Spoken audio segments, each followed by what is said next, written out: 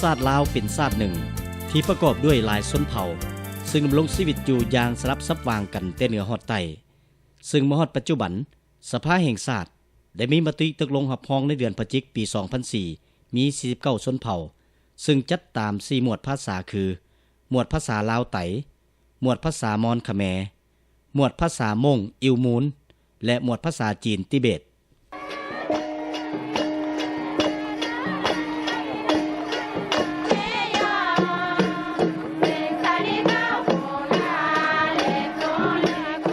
วัฒนธรรมลาวแม่นวัฒนธรรมร่วมของบรรดาเผ่าแม่นการผสมกลมเกี่ยวของสิ่งยอดยิ่งทางวัฒนธรรมของทุกชนเผ่าในวงคณะญาติแห่งชาติลาวแต่ละชนเผ่ายังคงรักษาและสวมใส่เกี่ยวกับภาษาปากเว้าและฮีตคองประเพณีที่เป็นเอกลักษณ์ของแต่ละชนเผ่าตนไว้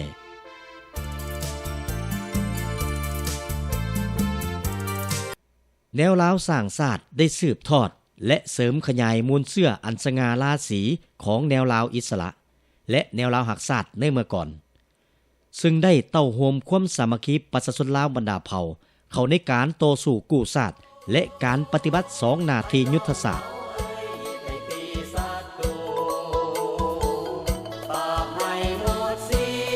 โดยอิงตามเงื่อนไขสะดวกและสภาพการของโลกมีการเปลี่ยนแปลงและอิงใส่การชี้นำของคณะพรรคแค้นลาวกองประชุมใหญ่ในลาวต่อต้านทั่วประเทศได้ไขขึ้นแต่วันที่13หาวันที่17สิงหาปี1950อยู่เตียนกวางเวียดนามมีผู้แทนเข้าร่วม150ท่านกองประชุมได้วางโครงการการเมือง12ข้อและได้เลือกตั้งคณะกรรมการศูนย์กลางแนวลาวอิสระ15ท่านและสร้างตั้งรัฐบาลลาวต่อต้านประกอบด้วย5ท่านโดยแมนเสด็จเจ้าสุพรรณวงศ์เป็นประธานแนวลาวอิสระทั้งเป็นนายกรัฐมนตรีของรัฐบาลลาวต่อต้านอันความหมายว่าอยู่แนวลาวอิสระอันนี้เป็นปัญหาในระยะนั้นก็ถือว่าเฮ็ดหน้าที่2หน้าที่นึงก็แม่นการปลุกระดม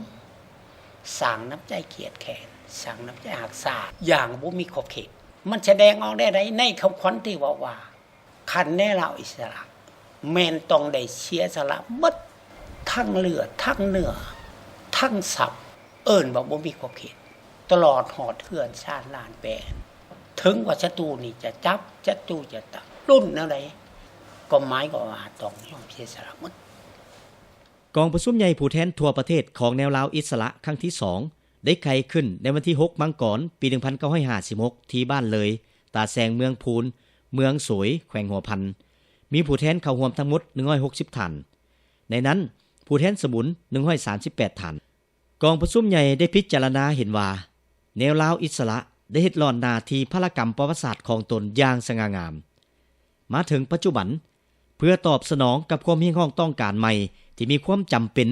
ต้องเปิดกว้างแนวโน้มเอกภาพแห่งชาติฉะนั้นกองประชุมใหญ่จึงได้ตกลงเปลี่ยนชื่อจากแนวลาวอิสระมาเป็นแนวลาวหักชาติกองประชุมได้วางหน้าที่ต้นต่อในการเต้าโฮมความสามัคคีบรรดากำลังหักชาติเข้าในแนวโน้มเอกภาพแห่งชาติอย่างกว้างขวาง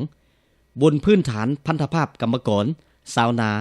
นักเรียนรู้ปัญญาชนศาสนาโดยแม่นพรรคเป็นแกนน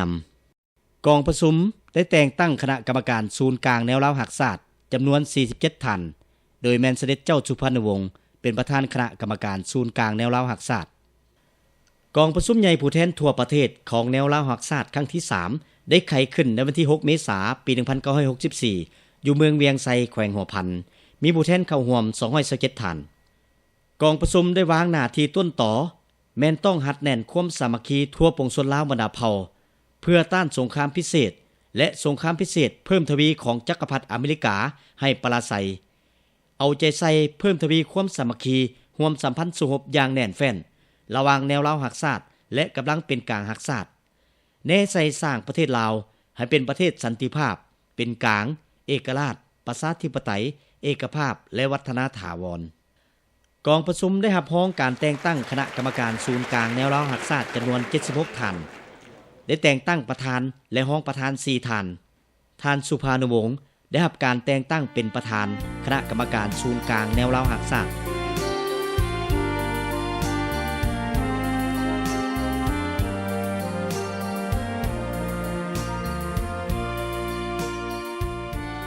กองประชุมใหญ่ผู้แทนทั่วประเทศของแนวลาวหักศาสตร์ครั้งที่ 4 ได้ไขขึ้นในวันที่ 16 กุมภาพันธ์ ปี